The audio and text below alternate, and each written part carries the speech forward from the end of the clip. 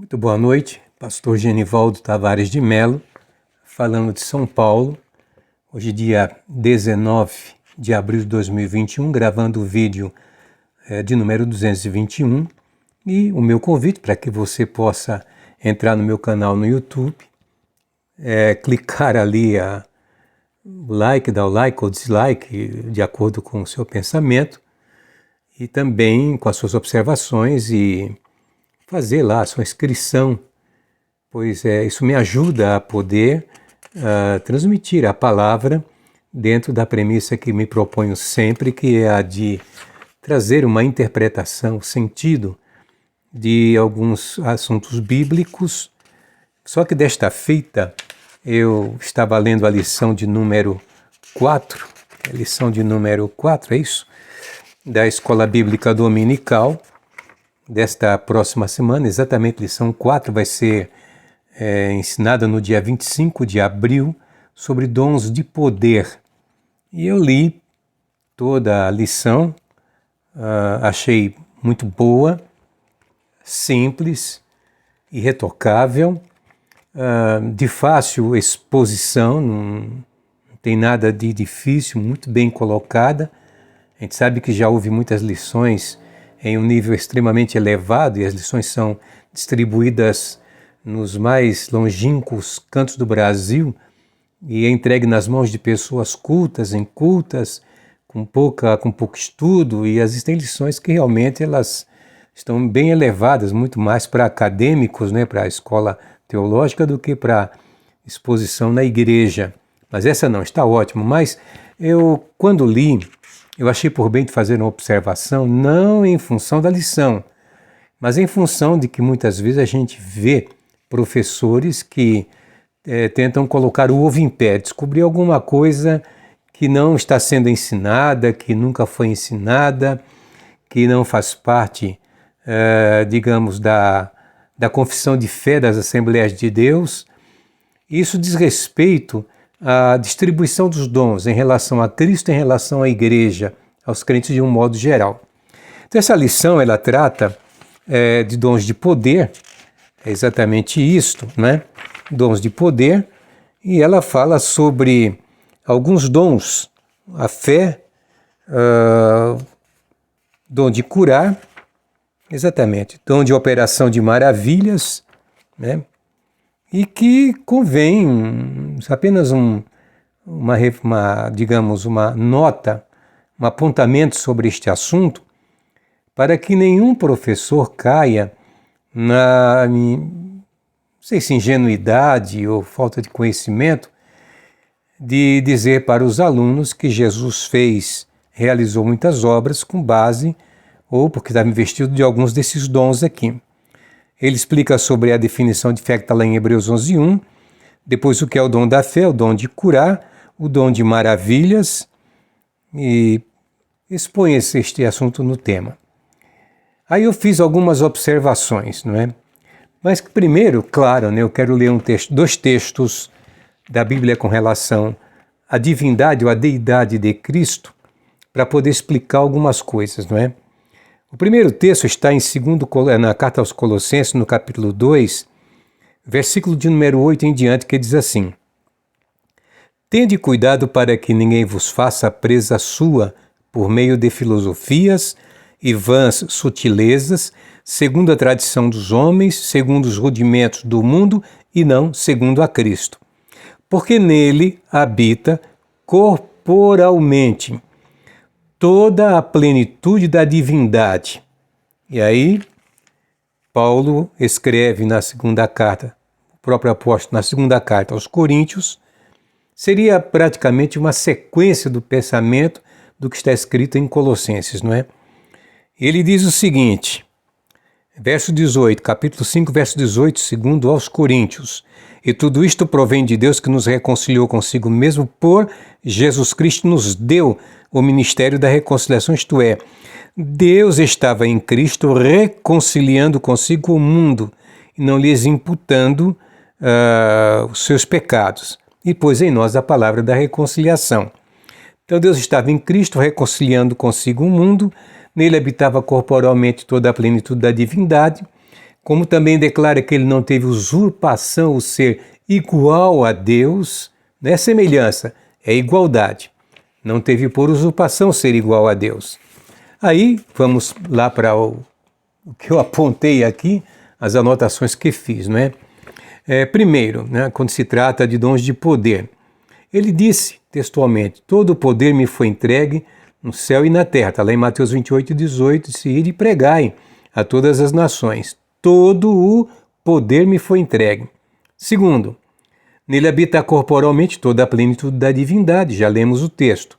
Terceiro, os discípulos que estavam lá no barco ficaram admirados quando Jesus fez acalmar aquela tempestade no mar da Galileia.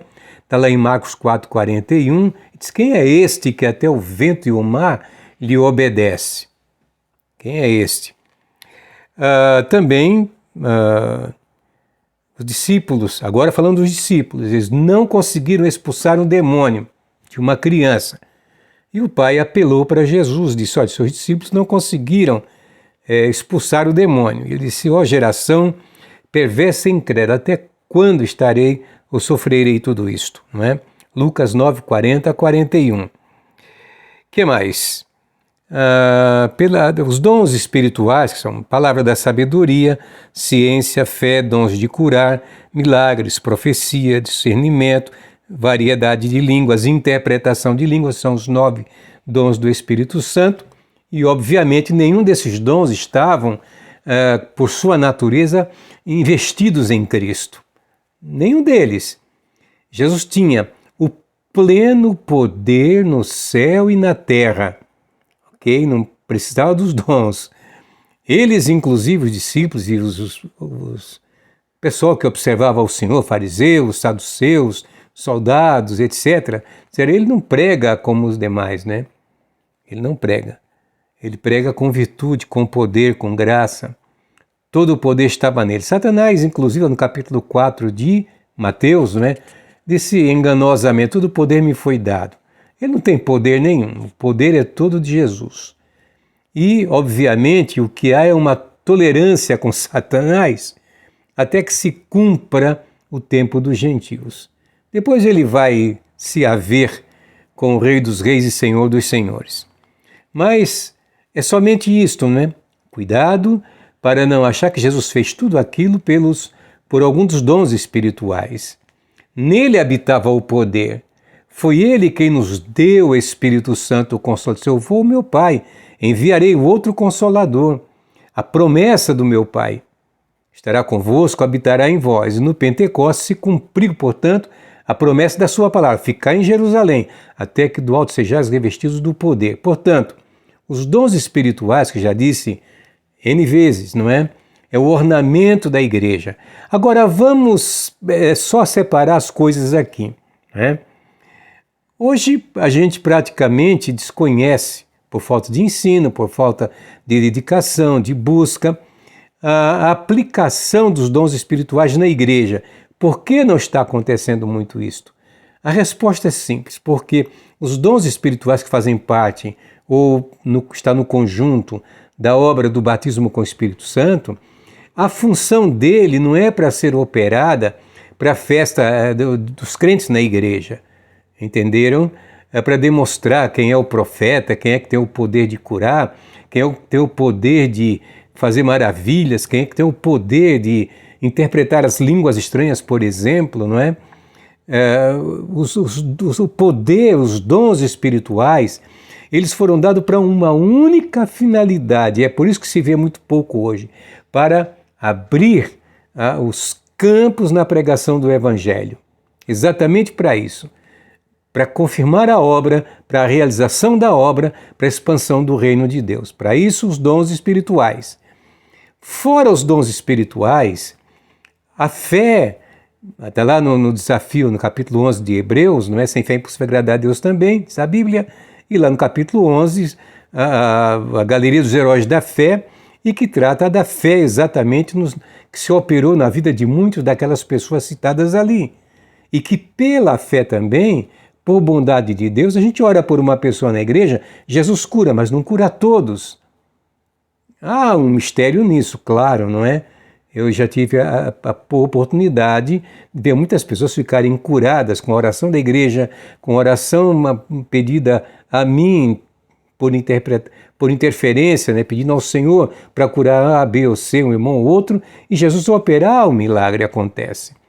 Mas, com o mesmo poder que foi dado à igreja primitiva, com o qual Filipe pregou o evangelho, né, em Samaria, conquistou tantas mil almas, Pedro com tanta autoridade, Estevão com tanta autoridade, o poder, esses dons espirituais que se revela na vida dos discípulos, que se revelou na vida dos apóstolos, foi para a conquista de espaço e expansão do reino de Deus. Então não confundamos. Quando falar sobre os dons espirituais, dom de poder, de maravilhas, etc., fé, isso é aplicado aos crentes, à igreja, ok? Com relação a Jesus, não se fala nos dons, até porque a gente percebe, né, a manifestação do poder do Espírito Santo se deu no dia de Pentecostes. Antes disso não havia. Os discípulos foram e viram milagres pela autoridade no nome de Jesus, que o Senhor disse: eis que eu vos dou poder, pisarei serpentes, escorpiões e toda obra do mal,